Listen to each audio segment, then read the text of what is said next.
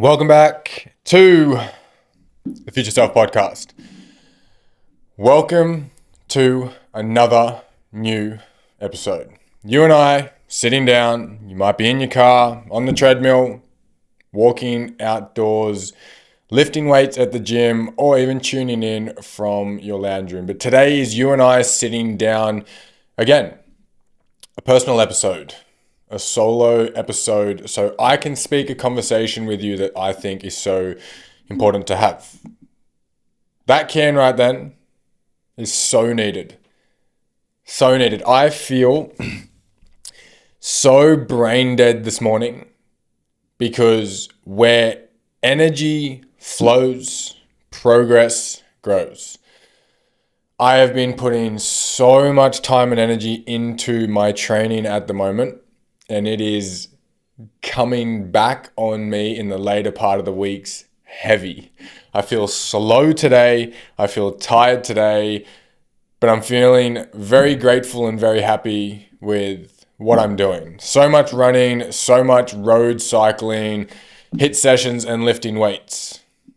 I could not bypass talking about today's topic just because I woke up feeling a little bit depleted and tired from a huge week. This topic is so important, and I know you know already what it is, but it's about holding space. Holding space. Something I think a lot of people think they do. Something a lot of people don't understand that they don't do very well.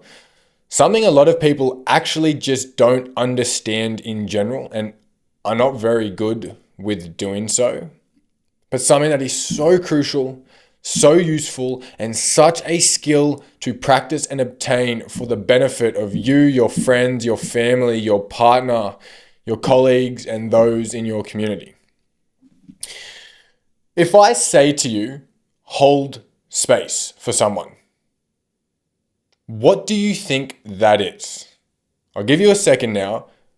Just reflect. What do you think it means to hold space for someone?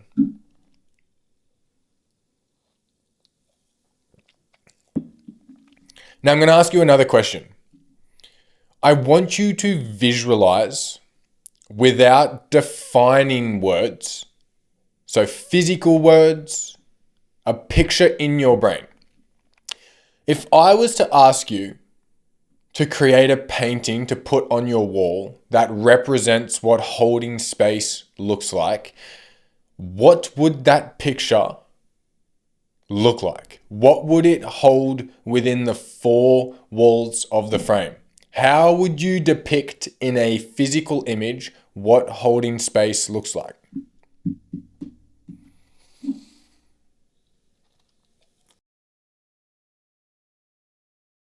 I want to explain to you what I think holding space looks like. I have a lot of notes today because I did a lot of research and a lot of exploring on this topic. Just like the episode before, I'm going to base a lot of my points off what I have written down. And I wrote down what I think holding space looks like. I sat down, I really tried to visualize and picture what holding space looks like. And an example of what I'm talking about is if you were to say, what does trust look like? It could look like a sunrise, two people hugging and no one else around. That's what I'm getting at, that point of visualizing a topic that is actually something through words. This is what I think holding space looks like. If I was to have a painting on the wall that was to portray what holding space is or looks like, this is what you'd see. A white square box or room with two people sitting together in the middle. Nothing on the walls, no paintings, no pictures, a smooth surface of white. There are no quotes, opinions, politics, agendas, words, or anything in that room. Just two people sitting together in the middle, surrounded by four white walls. All white, sitting on chairs. Picture that right now. Two people sitting in a room, nothing on the walls, smooth surface, no agendas, politics, words, quotes, nothing. Two people in a room.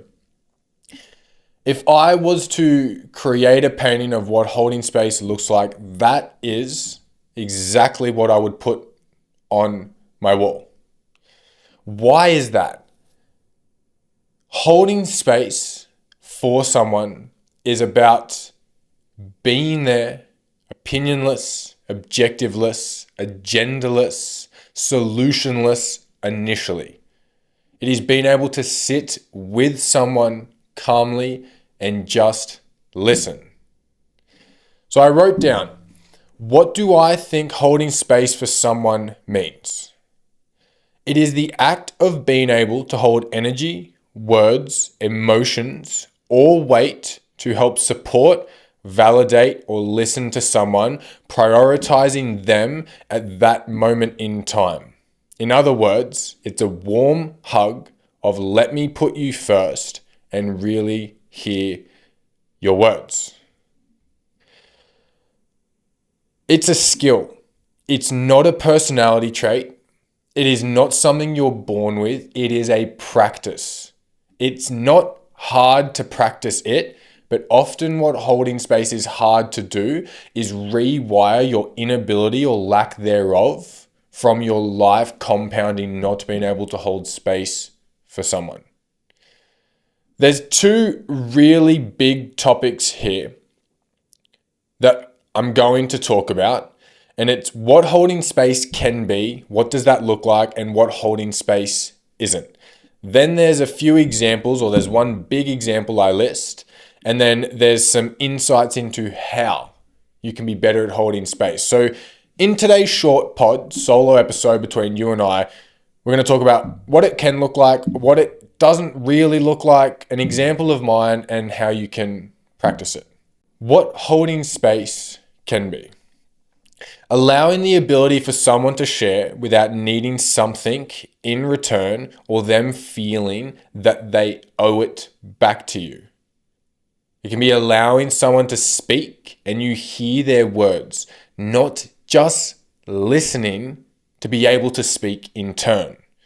It's being present, grounded, and agendaless to support or show up for them in that present moment. Being there for wins, struggles, roadblocks, achievements, high or lows. It's a full range spectrum. Holding space for someone isn't just letting them dump trauma on you and you sit there and listen to it. It can be listening to a win, a loss, a positive, a negative, an achievement, a struggle. It is being present in the moment, allowing someone to take up the room, whether they're taking up the room of energy or emotion or frequency or vibe or time. It is an offering from you to someone important in your life without the thoughts of returns or you speak, I speak, or trying to solve their problems then or there. Not everyone's good at holding space. It is a skill. So that ties in with these other two little points I wrote. What holding space can be. Not jumping on a solution or fixing or telling someone what to do. That's one of the biggest roadblocks that surfaces when it comes to holding space. We think it means listening, giving a solution. Listening, fixing a problem. Listening, changing their perspective. Listening, altering their future.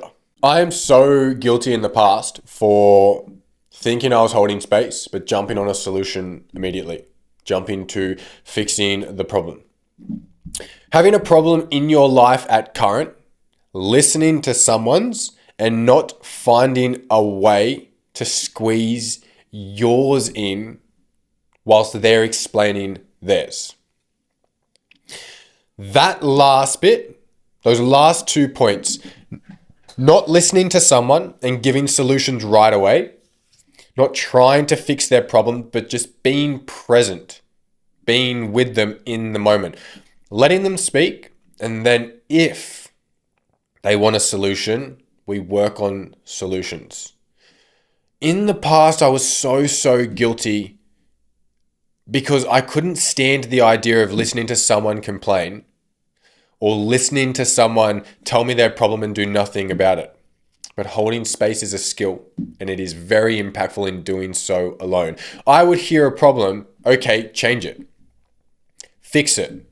This is what you can do. This is what you should do. How have you not tried this? It is almost dismissive and devalidating to act in that response, even though I had passion and care and love, and I wanted to help fix their problem and wanted to help fix with a solution. It was almost negative in an outcome to do so. Humans love to speak, and we love to get out what's stored inside. Some of the most impactful sessions I ever did with my psychologist had nothing to do with what she said to me, nothing to do with her solving my problems, and everything to do with her just listening. Asking a question, listening. Asking another question, and listening. Letting me speak, because as I spoke, I would stumble upon ideas or thoughts or revelations that I didn't prior to speaking. Being present, listening without an agenda, without the jump on solutions, without the push immediately to solve their problem. The point I think everyone struggles with, which cancels out their ability to hold space, is offering a willing moment to listen to someone struggle, problem, challenge, or friction, and finding a way to squeeze theirs in. So I'm going to use my mum as an example. Years ago, not anymore. My mum is fucking insane at holding space these days. It is such a skill she's worked on. She is pretty much flawless in that skill now. The ability to just listen calmly, like a big, gentle, warm hug without any agenda, comments, or solutions. But in the past, and it used to be this way until we had a very hard conversation and I highlighted how I was feeling as a result of the inability for her to hold space. Again, hard conversations change lives. I could have avoided it. She could have stayed that way. I surfaced it. It was uncomfortable, and it is such a strong trait of hers now. But what used to happen is I'd come to her and express something challenging in my life, something that wasn't going to plan, something I'm struggling with, something that was making me feel really uncomfortable. She'd listen, and then she'd talk about her problem. And not in a relatability sense of, I understand what you're saying, I've been through something similar with X, Y, and Z, but I listened to your problem, here's a problem of mine.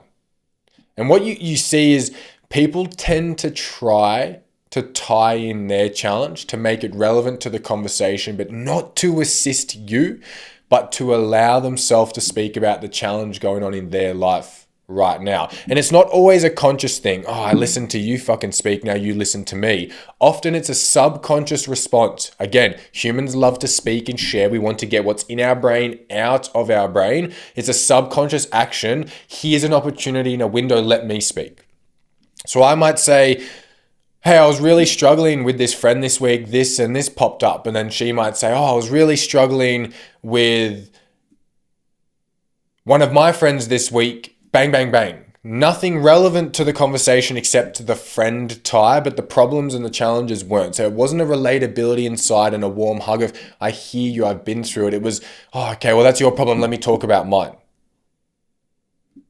That's where I think a lot of people struggle with holding space. They find a way to bleed their problem in. And that's actually the biggest example I have that I'll share. And I'll share that now and then tie back into what holding space isn't. When I did my bungee jump the 130 meter or 120 meter bungee jump. It was the most pivotal and significant moment of my fucking life in my 24 years of living. I had never done something harder, more rewarding, more scary, more challenging and demanding of every bit of strength and courage I had. Now, I don't expect everyone to understand that because it was a massive, massive deal to me. It wasn't a massive deal to them. That's okay. But I really understood some individuals' inability to hold space. And that's why I thought it was really important to surface this topic because of how it made me feel. So I was talking about having faced my biggest fear, my ultimate fear. Right now, think of your biggest fear and overcoming that. I faced my biggest fear. I was sharing it with someone. Their response was, well done. And then they started talking about something going wrong in their life. One of the most significant moments in my life ever. And I received a well done and then a lead on into problems and challenges going on in their life. That is an example or the definition of not being able to hold space for someone. Now, I didn't need that individual to sit there, oh my God, that's amazing, that's insane, you're so good, wow, wow, wow, wow, wow, and then convo end. But there was no space in that room between us. There was no sitting in that moment, hearing me, no asking more questions. What was it like? What did it signify for you? How hard was it? Nothing that explored the topic further. It was okay, I hear you, well done.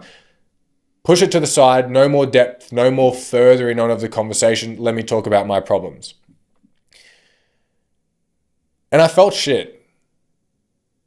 I didn't sit there and cry, or I didn't sit there and think, fuck, this sucks, life sucks, or anything like that. But I immediately thought in that moment, I am never going to share something of this significance with this person ever again because of how much it felt like it took away from that moment, how devalidated I felt, how almost cringy I felt thinking it was so important, and here it was just brushed off. It made me not want to share that moment with anyone else because of how much it felt like it took away. Now, yeah, you might be sitting there thinking, oh, well, why did you give them the power and take away? And I understand that. But again, in that moment of time, when I'm explaining some of the most amazing feelings I've ever felt towards my own self, being proud for the first time as an adult, 24 years, it felt like I didn't want to share this with anyone ever again because it just went from this amazing experience to bang. It just took it away. It took something away from that moment. And I really, really thought, wow, the way you respond and react to friends, to family, to your partners, to colleagues is so important for how it makes them feel, for the connection they then have with you, for your future together. So impactful. Had a response of being nothing except, wow, I hear you. Or that must have been so profound. Tell me more.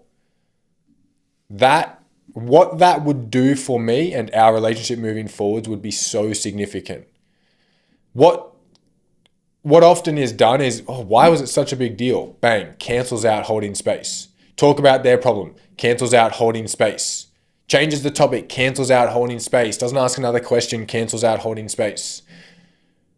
Sometimes you just need to be able to sit there with someone, let them speak, and that will change their life more than any problem solving, any act of service, any gift you can buy them, any money you can send them, any text message frequency you can text to them.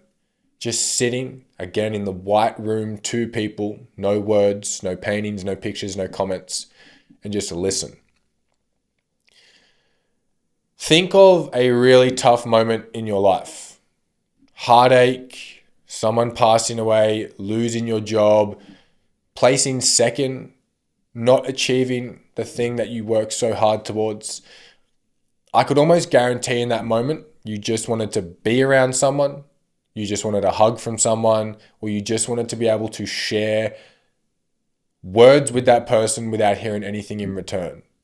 We crave people to hold space for us. And it's a skill so many of us lack. And it's a skill I lacked up until maybe 8 months ago, a year ago, maybe now. I really, really lacked that skill. And the interesting progression that's come from that is the skill I lacked it with the people, I have now altered and grown that skill with those people, and we've never been closer. And I've never felt more cared about, and they've never felt more cared about and looked after. Now, it's not sitting in a room or listening to someone and just saying nothing, just being an open ear and not giving a shit. It's holding energy and emotion and connection at that period of time. It's being there for someone. Your best friend maybe got heartbroken. It's not sitting there and saying he or she is a fuckwit, you're better than them, they're a loser, thriving king or queen, let's go hit the town. That's not holding space. Holding space is sitting there and letting them speak and express and hearing their words. Not listening and then talking about your shit. Not listening and then talking about your own problem. Not giving solutions. Not gassing them up in a way that's let them go, get over it. But just sitting there and listening. Imagine going through a heartbreak and you just have a friend that sits there, holding space, listening to you, holding your energy and your emotions. The difference of that compared to the friend, your ex-partner was a piece of shit, fuck them, get back on the horse, let's go hit the town, go get at it, they were never anything, you're so much better. Yes, this person's trying their best they can to be there for you, but think of the difference in that. One is a warm hug of support and energy. I don't even know what I'd use to describe the other one, but it just sounds fucking gross if you think of it now. That's what this episode's about. Perking your awareness around that dynamic and that topic. So I wrote down here what holding space isn't. Because there's a few things that you might now think holding space is that I would say it isn't. Now, again, this whole episode and all these points, they're my personal opinion. They're my perspective. It's not defined by the book. I didn't give you the definition of what holding space is based on exactly what it is. I'm giving you my version, my experiences, my research, my understanding. What holding space isn't. Listening to a friend complain about issues consistently without change. Letting someone trauma dump on you often. Holding space isn't a secret. It's not something you don't talk about or acknowledge. It's actually like consent. You as the person can ask someone if they can hold space for you. It's not a silent expectation. Hey, are you able to hold space for me right now? Because you can't just expect your friends to be able to hold space for you all the time. Again, holding comes with strength or an ability to be able to. It's not a flat expectation, or it's not something expected of you to be able to do all the time. There's moments I could hold space for 50 people. There's moments I can't. I remember when I was working with 55 plus clients, I could hold space for all of them in a week. Then some weeks I was going through my own things. I couldn't hold as much space. It's not something that is consistently there. It's a range. It's a graph. It moves up and down. Moments you can, moments you can't. But the point in that is it's not a secret. It's not something you don't silently acknowledge. It is consent. You can ask, hey, can you hold space for me? And if they can't, then don't push that on them. And you can't then be disappointed that they can't hold space for you. So it's actually beneficial for you to ask, not all the time, but often. Holding space isn't where you become everyone's secret diary. It's not something you now opt to do where you listen to everyone's problems and issues and you're their secret diary. That's not what it is. Holding space isn't of expectation 24/7. You aren't expected to be able to do it every day, all the time. That ties in with what I said just before. It's not a flat expectation. It's just a skill, and it's something that moves fluid. It's a fluid moving dynamic. Holding space isn't something you were born with. It isn't something you obtain without intention or practice. Some people naturally might be more empathetic and sympathetic, so they can hold space just as a subconscious unknown skill, but it's not actually something you're born with, and it's not something you master without practice. There's moments I talk to friends and family, I feel words in the back of my throat or on the tip of my tongue wanting to come out. I feel solutions going from my brain to my throat ready to speak, and I sit there and catch it and I hold myself. I hold it in. I want to and I go to and I almost move forwards to be able to, and then I stop and I just listen. Listening without speaking is a skill. Listening without solution giving is a skill. Listening to hear the words is a skill. They're all practices. They're things that when I started, I was messing up. I went from giving 5 solutions to maybe 1 to then giving none, to then waiting to be asked, hey, what do you think I should do in this moment? I held space and listened to the problem for 10 to 15 minutes. I gave no solution, but just support and positive affirmation, positive reaffirming. And then I was asked, hey, what do you think I should do? What's your advice? What would you do in this moment? Then I would give the list. Giving advice without being asked can be detrimental. Giving advice when you're asked can be fucking life-changing. So just to close out this episode, I want to give a little list here of things you can do better to progress the skill of holding space. Not hearing to speak, but hearing to really listen. Not letting them finish their sentence just so you can chime in. Letting them finish their sentence for you to digest it for a second or two, to hear it, to reflect on it. Listen to hear. Don't listen just to speak. Don't wait your turn and be reciting in your brain once they stop. Oh, this is what I'm going to say. Fuck, when are they going to stop? I need to speak. Put that aside, listen to hear. Not jumping on solutions, outcomes, changes, or opinions right away. There's a time and place to give help, outcomes, solutions, and opinions. That is not the default response to every single problem and challenge you hear. It is actually a lot nicer as an experience receiving when you're talking about problems and you don't get given solutions unless you ask for them. Hey, I've really been struggling at the moment. I'm feeling a little bit flat in life. What do you think I should do to change this? Now here are my solutions. Not, I've been feeling a little bit flat and a little bit down in life. Oh, well, you should fucking exercise and do this and do this and do this and do this. Now again, there are always exceptions to the rule, and there's moments that response is so warranted and helpful and valid. But as a general rule of thumb, not jumping problem to solution, struggle to outcome, it's a really good practice to work on.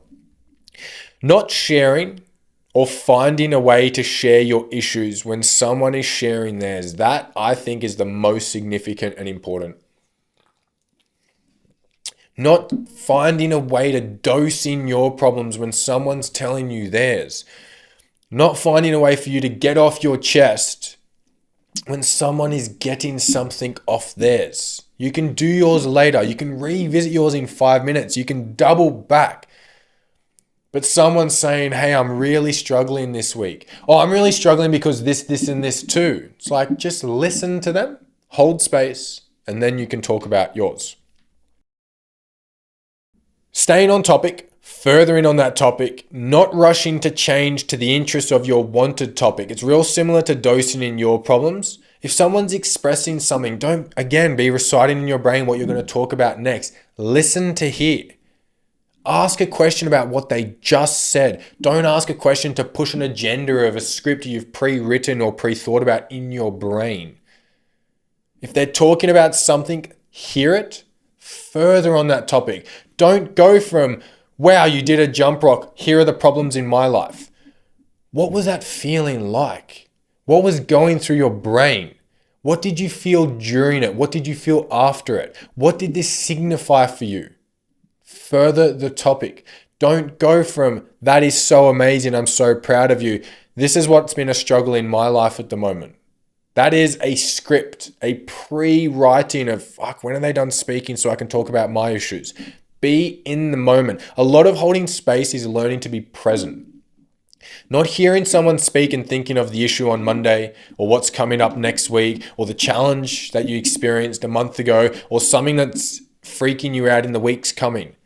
Be in the moment, in a white room, two people sitting in the middle of the room, nothing on the walls, no distractions, no prerequisites, no comments, no agendas, no opinions, no stresses about the future or reflections on the past that you're wanting to dose in the present moment. Asking if they need you to hold space before they speak or share. Again, like the consent factor I mentioned, that can be really useful. Really useful because it can give you an understanding of your role in this conversation. Hey, are you needing me to hold some space for you now? There's some things you want to talk about. Yeah, there is. So then you know to sit back, to be present, to listen. Whereas if it's just a conversation and you're reminiscing or throwing back thoughts or talking about the future, you can listen, you can change topics, you can push the agenda. But if you're unsure if they're needing you to hold space, just ask. Hey, can you hold space for me? Or hey, do you want me to hold space for you? It's actually a really, really useful sentence to throw in there. Reflecting on how you would feel if you experienced yourself and the ways you act in a conversation in those moments. How would I feel if I experienced the way I acted in the past? I'm expressing a problem and I have someone very intensely and passionately sharing 5 solutions immediately. I wouldn't like that. Well, if I wouldn't like it, why am I that way to other people? I wouldn't like it if I'm sharing something and someone then chimes into a new topic. Why would I act that way? That third person experience, pretending like you're the receiver of what you give, is actually a really good practice for a lot of things way beyond this topic. Because it allows you to understand, well, if you don't like it, why act that way? If when you're talking about something you're really challenged with, you then dose in your problems, you wouldn't like that if someone did that to you. So reflect in a third person. What is the experience like for the ways I act? Would I like that? Yes or no? Do I need to change that? I think this topic's really important, and I really, really hope you've made it through to the end. I would love it if you shared this with someone. Maybe you have someone in your brain that's not very good at holding space. This is the episode you could share to them, or someone you want to progress holding space with. Maybe in your brain you're thinking, damn, I really wish I was better at holding space for this person. Share this episode to them so they can understand. It is a mutual developed skill. It's not one person has it and the other person doesn't. The more people in your circle and support network you can elevate their awareness and surface their understanding around this topic, the better it is for all of you guys. If you tune in on YouTube, please like the vid, subscribe to the channel. As you know, podcast once a fortnight, vlog or background insight into a life living future self on the other week every fortnight. If you tuned in on Spotify, you know I adore you so much. I looked at the Spotify world stats the other day, and the amount of countries that this podcast has been listened to blows my mind. There's a red dot in probably 100 countries. There's 100 red dots of all different spots, different age ranges, demographics. It is really special, but that is the most recent episode of the Future Self Pod. I appreciate you so much for tuning in. I love having these conversations with you. I'll see you next week.